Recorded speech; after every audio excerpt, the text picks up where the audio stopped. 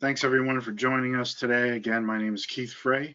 We'll be going over our award-winning iCON Easy Control automation solutions. All right, so let's get started. The first thing we'd like everybody to know, if you're not completely familiar with PureLink's wide range of AV solutions, we've actually got 6 different brands under the PureLink brand. Media Access is our 4K 60 cross-platform matrix routing system. We have other classes on that, so please attend that.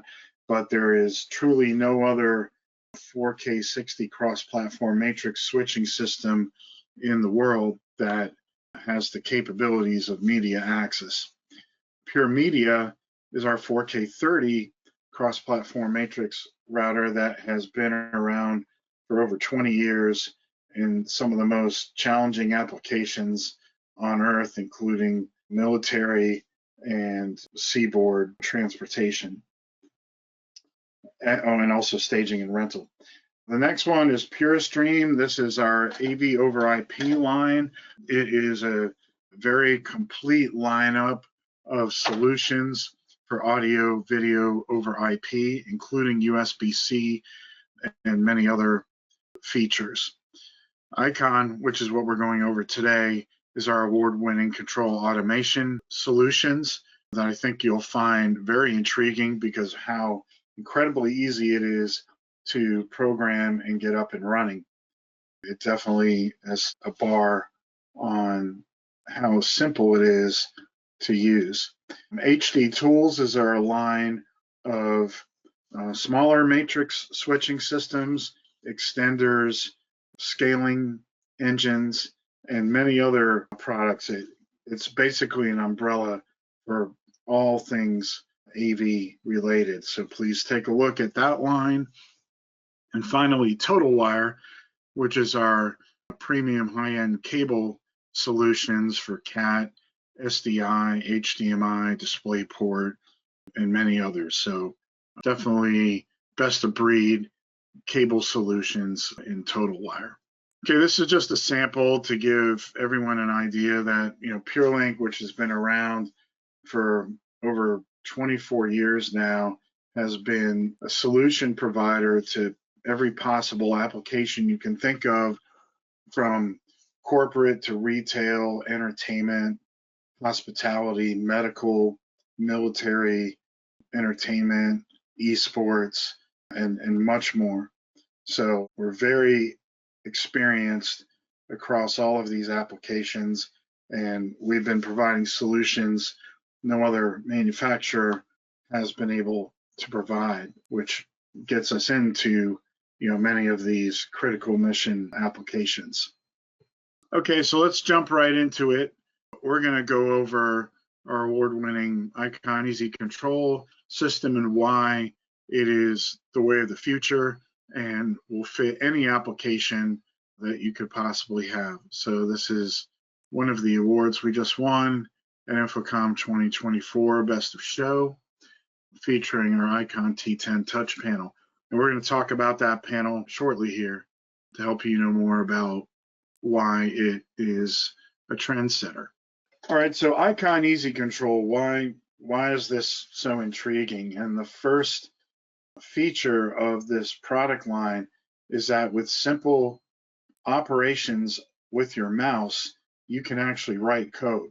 You don't have to know Lua or C# or any of that. You just click your way through drop-down menus to create your code.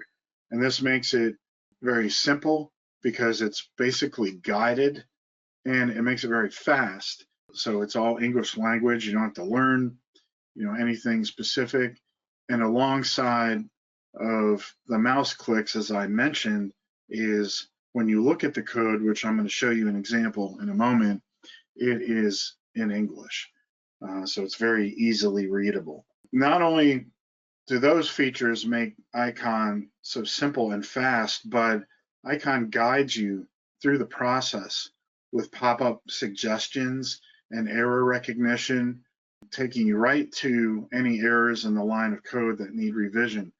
So it makes your training much faster. You don't have to understand deep, complex coding languages, and it discovers issues and helps you resolve them. Finally, coupled with all of these innovations, iCON has touch panels and user interfaces that incorporate integrated control. This is a very important feature because many of the control systems out there, you have to have a control box and a touch panel. But we integrated the control into the touch panel so that, for one, saves you money, two, means you have less SKUs to manage and deal with, and it offers you other advantages as well, especially being able to mix and match multiple pieces and types of iCON hardware, which we're going to take a look at in a moment. So just remember the little sentence at the very bottom here: iCON is easy. And easy is our English language and mouse click programming language, made to make this extremely simple for you. All right, so let's take just a slightly deeper look. This will encapsulate some of the things I've already said, but we want to make sure we drive these points home, is that the interfaces have integrated control. Again, a very important point.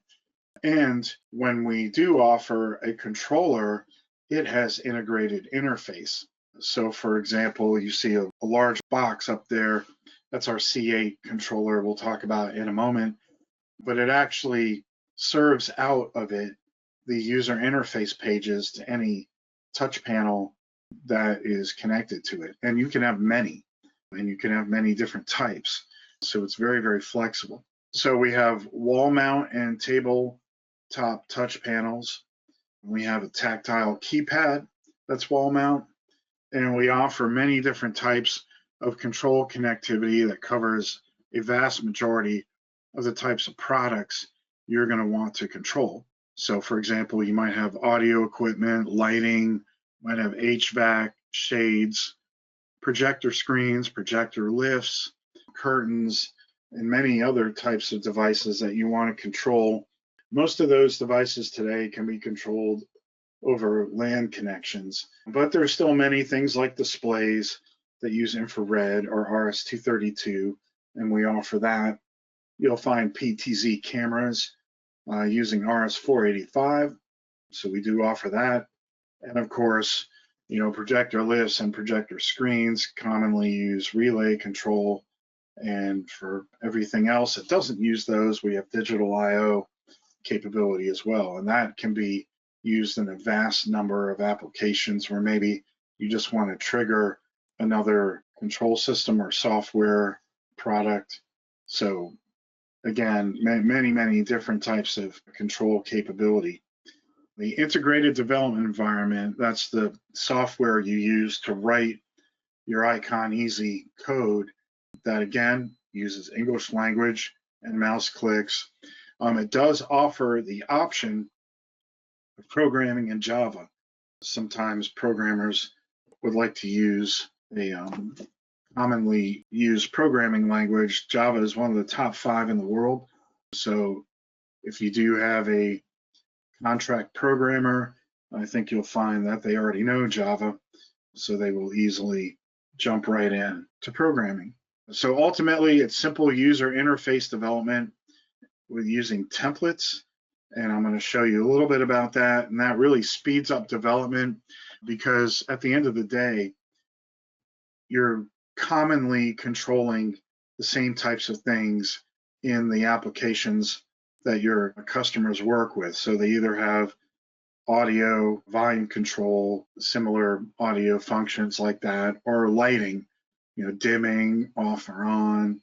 They're going to have video switching. So these are all very common things. So if you create templates of these controls, then you can just drag and drop them right into your user interface and very quickly create the project, the interface, and then just make minor adjustments per project to make it match the customer's expectations.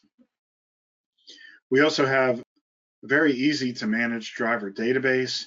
We can build drivers, you can build drivers, we can share ours with you, you can share yours with us.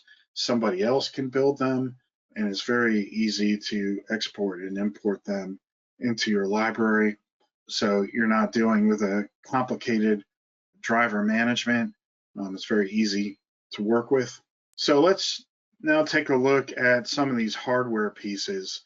The first one up is our T4W, and this is a wall mount touch panel that is 4 inches, and it fits in a US double gang enclosure quite easily. And again, it has a built-in controller. So this controller has a LAN port and an RS-485 port on the back. And we also include an RS-232 adapter so that if you need to control RS-232 with the T4W, you can do that. The T4W, again, is its own touch panel and controller, so you could just only have this in a system where your devices just need to be controlled using LAN, RS-485 or RS-232. But we do offer expanders. I'll show you in a moment the E4.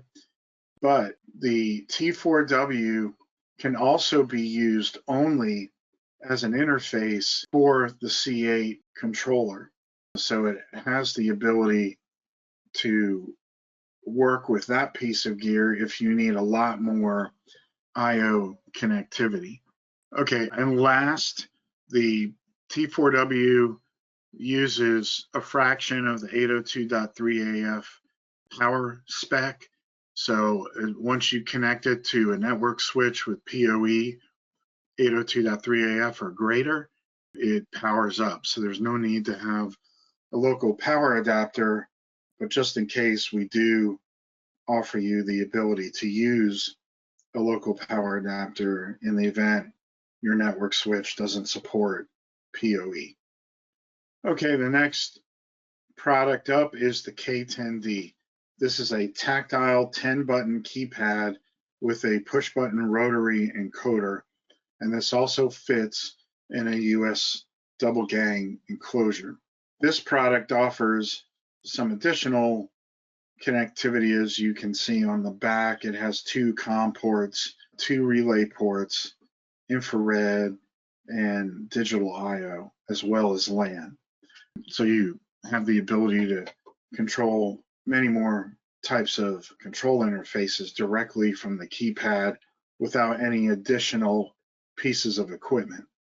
If you do need additional I/O, you can either use the E4 expander, which we'll look at in a moment, or you can use this keypad as the interface for the C8 controller, which we will also be looking at in a moment. This keypad is powered off of 802.3AF power, just like the T4W, and only uses like half of that. So as long as your network switch provides PoE, this will power right up. But if not, we do offer a power adapter that you can use to power it. Okay, the iCON T10 is a tabletop touch panel controller. It's very similar to the T4W as in terms of functionality. It just has a larger screen. It is a tabletop. You see it has a kickstand, but it has 1 LAN port and 1 485 port, and we include an RS-232 adapter with that. So you can have a control system where this is the only piece of equipment because of the integrated control, or you can use it as the interface for the C8 master controller. If you do need additional ports of I/O and you don't want it to be the interface for the C8, you want to leave it as the controller, you can use the E4 expander, which again we'll look at in a moment. Local power is possible, but again, PoE, half of the 802.3AF spec will operate this panel. We also offer this panel in a wall mount. So it's really exactly the same as the tabletop version, but instead we provide you in the box the gang box that you mount into the wall to mount this panel. Okay, so we mentioned the C8 controller a few times. This is our only black box controller.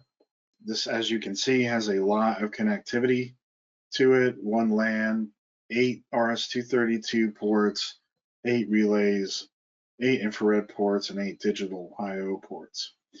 And the way this works with interfaces is that you can have as many interfaces as you like connected to this, and they can all be different, and they can all have different screens on them. You can program them all differently. So just as an example, I could have 2 or 3 T4W touch panels receiving their user interface pages out of the C8, and each one of them could have a completely different set of pages. So you can have them in different rooms and allow the users in those rooms only to have control over the things that make sense for those rooms. The same is true with T10s. I can have 7 or 8 or 15 or whatever number you want of T10s all working off of this C8. I could have even more T10Ws and K10Ds. Basically, the limit is how many IP addresses you have available on the network for the touch panels. You can also have panels working off Chrome, Windows, and Mac. Some of those are being wrapped up in our roadmap, so stay tuned on that. But you'll be seeing emails going out in the next couple of months of the release for the ability to use those different platforms. So not only can you use our proprietary touch panels, but you can also use common tablets using Chrome, Windows, or Mac operating systems.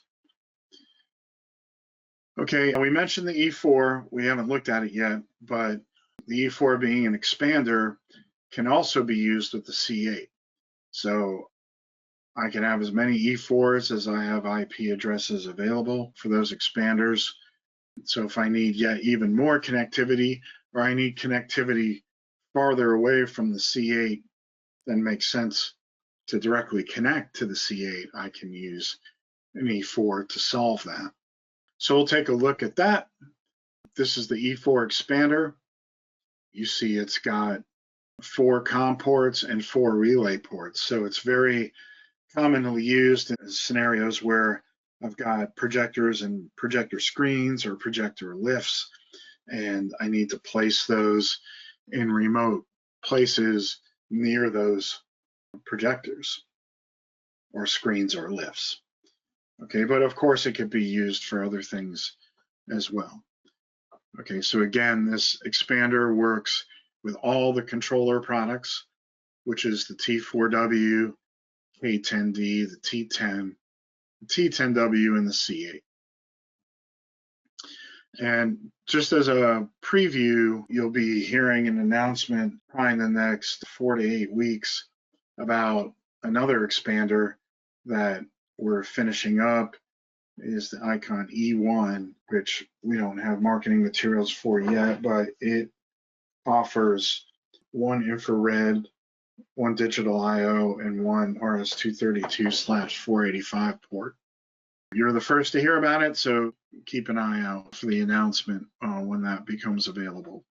All right, so here's where the excitement is about getting your system programmed and operating quickly, and that's the easy language. What we're showing here is an example of easy coding, and in this particular example, we're doing a conditional statement, and this conditional statement is looking for a return string from a video matrix switch indicating that it is set to HDMI input 1. So what this condition is looking for is, does the return string from the video switch include the text HDMI 1? And if in fact it does, then execute the code within the conditional statement. That's any code between the line that says condition and the line that says end.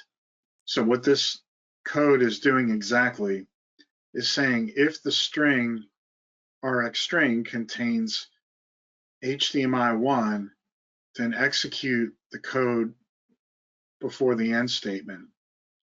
If the condition is not met, then ignore that code. Don't execute it. So that's fairly simple.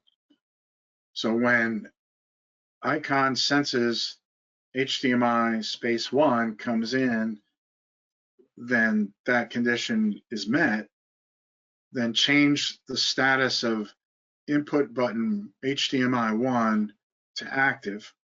So that should make sense to you, because if the input on the video switch is HDMI 1, I want the HDMI 1 input button to appear active to the user to visually indicate that is the current input. I also want to make sure any other buttons that are not associated with input 1 are set to their normal state, showing that's not the currently selected input.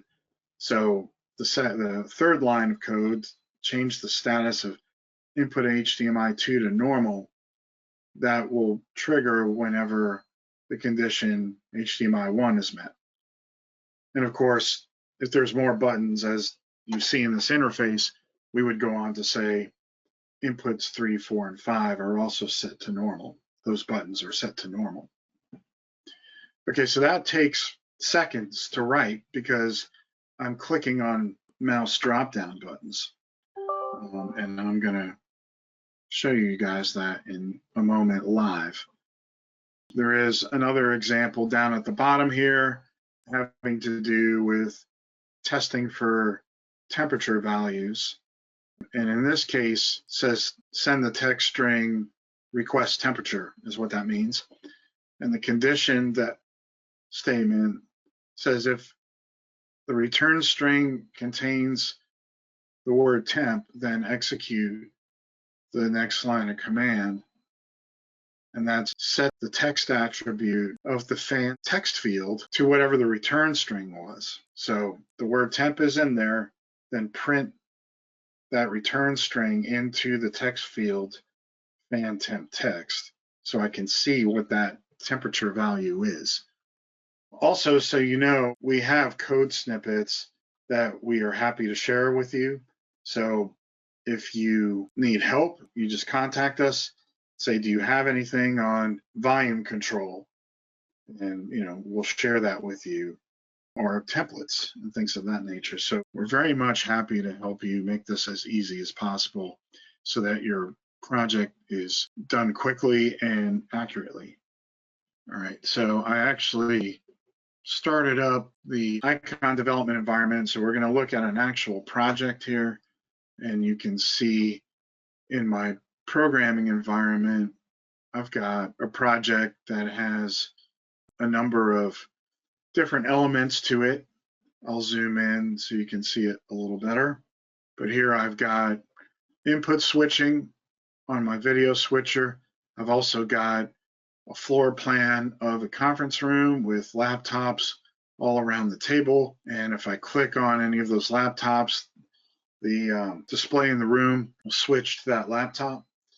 But of course, I can pick devices not on the table, maybe an Apple TV player, or maybe a laptop or desktop that is not on the table. I also, on the right, I have presets, and these presets actually fire a number of different devices simultaneously. Like, for example, presentation.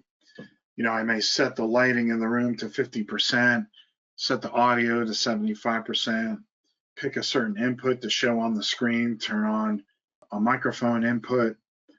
Similar functionality for lectures or conferences, or I might have a movie scene where the lights are off and I switch to a media player and turn the volume all the way up, and then a room off where I shut off all the gear and so on. And I can also automate that by time. I can say, every Monday through Friday, set the room to a conference room until noon, and then maybe from 1 to 5, set it to lecture, and then at 6 o'clock, turn everything off until the next day.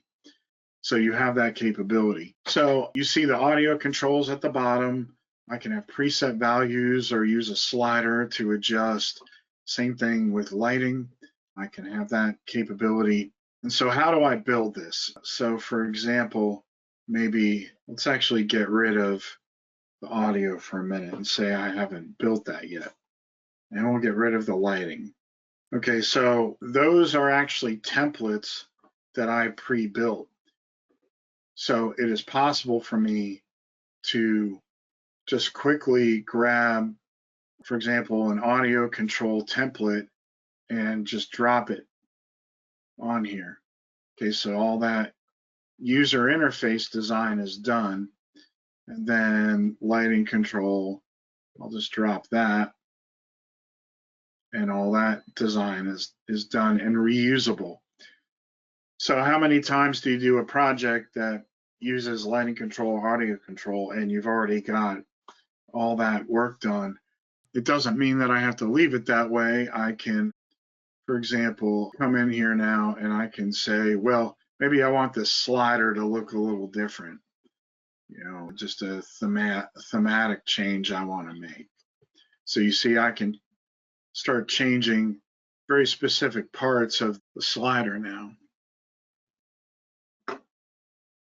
And I can do that with any of the buttons. You know, I could say, you know, I want different color buttons or so on. So even if you have a template, it's completely customizable. I can completely modify it to the way I want it to look. Okay, there's also other styles that you can do. You can do backgrounds, different button types. I've got containers and subpages, so there's a lot of power here.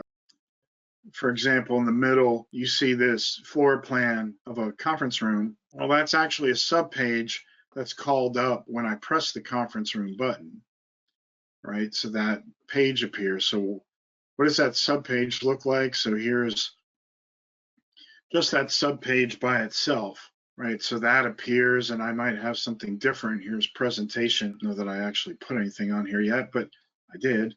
So this isn't necessarily what you would do. This is not necessarily good user interface design, but you see the point is I can have a completely different subpage for every different application of a room that I can call up by using preset buttons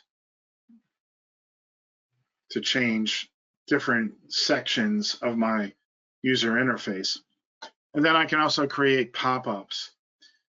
So there's many examples of pop-ups. Maybe I want a channel change pop-up, or I want some type of warning pop-up, or maybe I've got tech diagnostics. So if the end user is having some issues, they can pull up a diagnostic window. Either you can look at it, or if you're not there, they can tell you the information.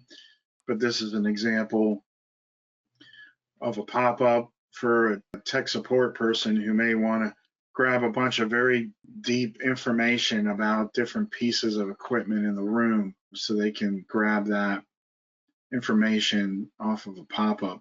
You can also have pages that are password protected. So if you don't want certain people changing things, they have to have a code to get into the page to make those changes. Okay, so I mentioned that the easy language is not the only way to program. You can also use Java, and this is an example of Java.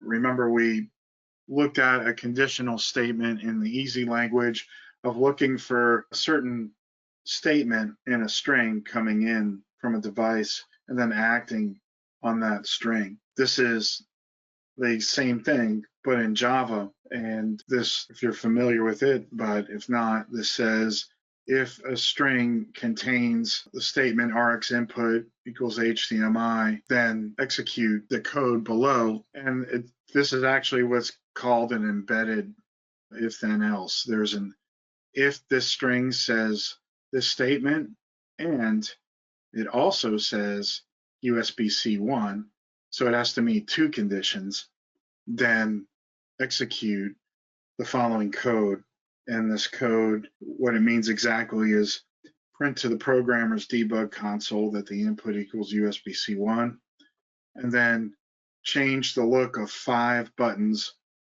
on the user interface. The first one being the button that indicates USB-C 1 is selected, set that to active, and the rest of them set to normal. You'll notice that that button is number 4, and then we have buttons 31 through 34. Those are specific IDs that are assigned uniquely to every component on the user interface. So for example, if I look at this Apple TV button, you'll see that it has an ID number of 2. And if we look at lighting 50%, let's ungroup that so I can look at that specifically. That is ID 189. So it may not be something important to you right now, but if you decide to program in Java, that is helpful to you. And you can also see in this upper left window, every page has its own ID number. That's a very useful tool when you're writing code in Java. Okay, so just summing up, we have the ability to program in Easy or Java. We have templates that are built with components, and we have everything you can think of: buttons, switches, sliders, progress bars, containers for images and videos, geometric shapes just to help design out the look and feel of the user interface. So you have everything you need. You can modify any of these. So even these buttons that look like Apple TV icon and so on, those are buttons that I'm changing the way they look. And just as an example, if you look over here on the right, I've got these presentation buttons. Maybe I want the movie button to actually be an image. So I can change that by coming in and looking at, maybe I want Discovery Channel, okay? And now that button has that graphic on it instead of just saying movie. All right, so if you're building out an interface for a user where you want them to access CNN or Discovery Channel or ESPN, you can put that on different buttons so they just pick the station they want to look at. Then once I create a look I like, then I can save it as a template, and that makes it very easy to drag and drop. So we'll just make an example of this one here. Audio, I made some changes to it. We're going to say export as template, and I'm going to call it audio template demo webinar. Okay, and we'll call it version 1, and we'll save that. And now you see it down here. That's the second one in my list. Now, if I wanted to bring that in, I would double click it and just drop it. Okay, so very fast. All right, every component has adjustable parameters. We give you plenty of power to make all sorts of different changes. You don't have to use this. So if you're trying to keep things simple, you don't need to go through all this. But if you want to change the font or the size or bold, italic, the color of the font, the background of the button, the foreground of the button, the shadow, there's so many things that you can adjust if you want to fine tune the way things look. We're almost done here. This is really just a slide about project management as a reference. I don't want to wear you guys out today on this, but what we're showing is that this page, you literally spend 5 minutes putting together your project. You drag your drivers into this left section here. You can see the assignments to the I/O connections on your controller here, so we can make sure everything's set up right. You can look at your controller in this window in the middle. You can also look at parameters of drivers in this window. You drag in drivers from the far right. And then at the bottom, there's very powerful programming tools. The console lets you monitor activities of your program live. So when you're doing debugging, you get a lot of very valuable information from here. And if iCON senses a fault with your code, it automatically pops it up in the problems window And when you double click on that error, it takes you right to the section of code that it thinks you need to fix. Okay, so this is our last slide.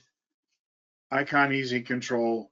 It's designed so that you can learn to code most projects within one day. We've done training classes with people who aren't even control programmers, and within one day, they have successfully built their user interface and written the code to communicate with a device, get feedback from that device, and update the user interface. So it's that easy. Ongoing training support as needed. It's not mandatory that you come to classes for 3 or 4 days and get certificates to move on. We train you on what you need to know to get the job done as you need it, and we'll help you with your specific job. We do have video guides, lots of little how-to videos on our PureLink YouTube channel. And finally, and this is really important, is that we will help you with your project. That's not necessarily always free, but we do want to help you get off the ground if you're a first-time programmer.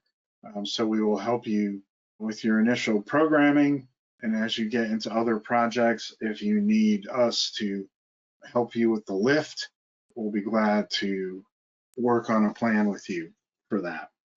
Okay, because at the end of the day, this whole iCON product line is about simple control automation, fast time to implementation. So we've tried to look at it every possible angle, from how long it takes you to learn it, how long it takes you to write the program, to test it, to make drivers, get drivers, learn only what you need as you need it, and have PureLink help you. So that's our iCON control product line. So there's nothing better than being able to try it out yourself. So we have a test drive program. For 30 days, you can kick the tires, so to speak. So don't hesitate. Please reach out to us. Get one of these touch panels and bring it in to your office, your lab, hook it up to something, and we're going to help you learn how quickly you can code this and get up and running. Okay, finally, we have lots of different ways to keep in touch with what we've got going on. I'll tell you the best way is to go to our website and register to get our emails. So there's a registration thing there. You can fill that out. I believe also you can enter your email when you first go to that page. So follow us by email. You'll get blasts at least once a week on new products and other information. LinkedIn, I would say, is the next best way to follow us. But of course, we have X and Facebook and Instagram if you want to follow us there as well. Okay, so that's it. Again, please take advantage of our 30-day test drive program and get this product in so you can touch it yourself and get underway programming. And thanks for joining. If you think of questions later, just email us or call us. We'll be happy to help you. All right, so thanks for your time. Have a great day, and look forward to seeing you at a future webinar.